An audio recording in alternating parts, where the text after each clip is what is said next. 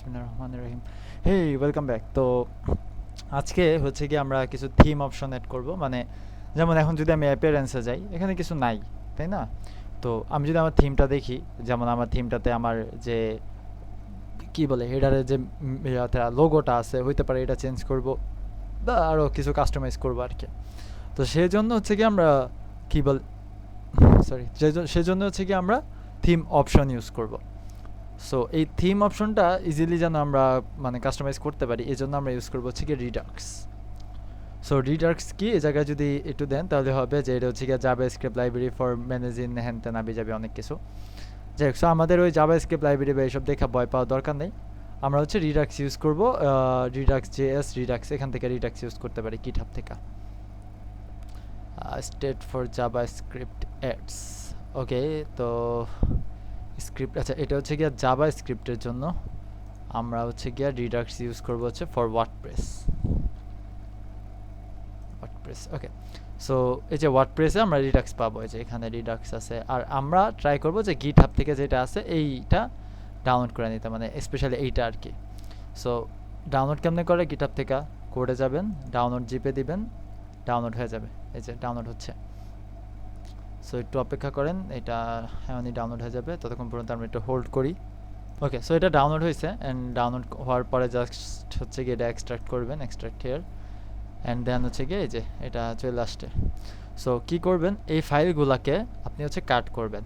কাট কইরা আপনার যেখানে আপনি কাজটা করছেন, অর্থাৎ হচ্ছে গিয়া জ্যাম্প, তারপর হচ্ছে গিয়া stdoc, দেন হচ্ছে গিয়া বিল্ড আপ, মানে যে থিম আপনি কাজ করতেছেন, কন্টেন্ট,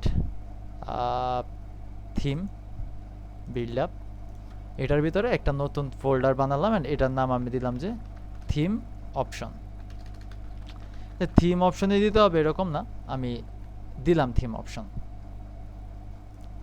সো এই যে হইল, অ্যান্ড এখান থেকে এবার আমাকে একটা কাজ করাইতে হবে। এখান থেকে আমি যদি স্যাম্পলে যাই, স্যাম্পলে হচ্ছে গিয়া স্যাম্পল কনফিগ, এটার ভিতরে কাজ করব। আর যাই হোক, এটা করার আগে আমাকে একটা কাজ করতে হবে, সেটা হচ্ছে গিয়া এই রিডাক্সের ভিতরে, এই যে থিম অপশন এটার ভিতরে যে রিডাক্স কোর আছে, এইটা না, আমরা হচ্ছে গিয়া এই রিডাক্স কোর, এই যে এইভাবে যে লেখাটা, এটার ভিতরে হচ্ছে গিয়া এই ফ্রেমওয়ার্ক ডট পিএইচপি যেটা, এটাকে আর কি ইনক্লুড করব। কোথায়? আচ্ছা, এটাকে ইনক্লুড করবো হচ্ছে আমাদের ফাংশনস ডট পিএইচপিতে। সো ইনক্লুড কেমনে করে, মানে রিকোয়ার করবো আর কি।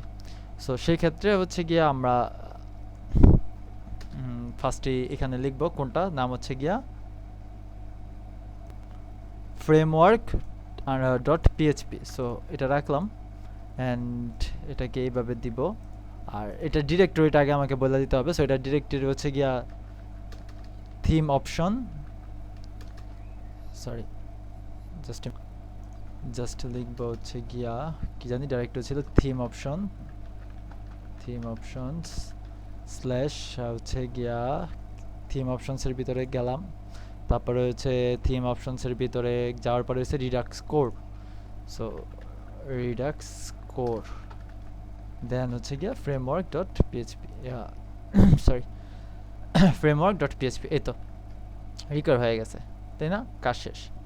এইবার আমাদের এই রিডাক্স কোডটা আমরা কই লিখবো, বা এই রিডাক্স থিম অপশনগুলো আমরা কই করব, রিডাক্সের কাজগুলো এটা আমরা এখানে করব না। এটা করার জন্য আমরা একটা ফাইল নিব, সেটা হচ্ছে গিয়া এই রিডাক্স কোডের ভিতরে, আচ্ছা সরি, এটা আমি পুরো কাট করে জায়গায় নিয়ে আসছি, যেটা খুবই বাজে অভ্যাস আমার। আমি সবসময় কন্ট্রোল সি ইউজ না করে কন্ট্রোল এক্স ইউজ করি, যার কারণে কাট হয়ে যায়। তো এটার ভিতরে দেখবেন যে স্যাম্পল নামে একটা জিনিস আছে, এই স্যাম্পলের ভিতরে স্যাম্পল কনফিগ যেটা আছে, এটার ভিতরে অ্যাকচুয়ালি আমরা কাজ করব। তো সেটার জন্য আমরা এটাকে একটা কপি করে নিই, কপি করে এটার নাম দিই, মনে করেন যে কোনো নাম দিতে পারি, অপশনস নাম দিই।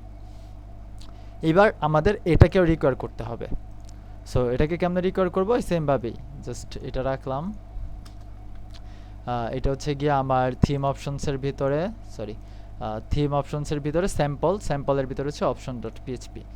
সো এখানে নাম দিই অপশনস ডট পিএইচপি। এটা রিডাক্স কোডের ভিতরে না, এটা হচ্ছে গিয়ে স্যাম্পলের ভিতরে।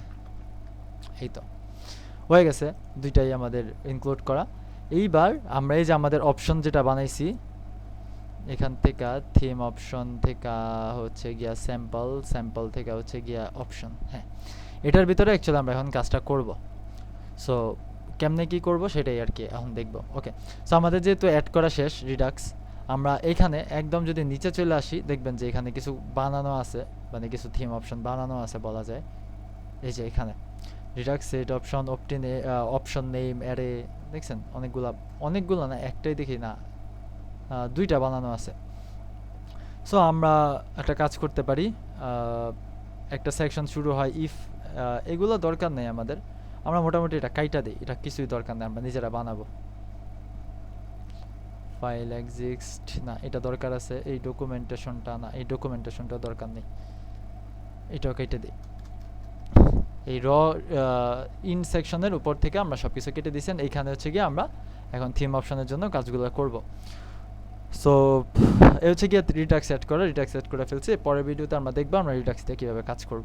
ওকে, সো দেখা হচ্ছে পরের ভিডিওতে। Till then, tata.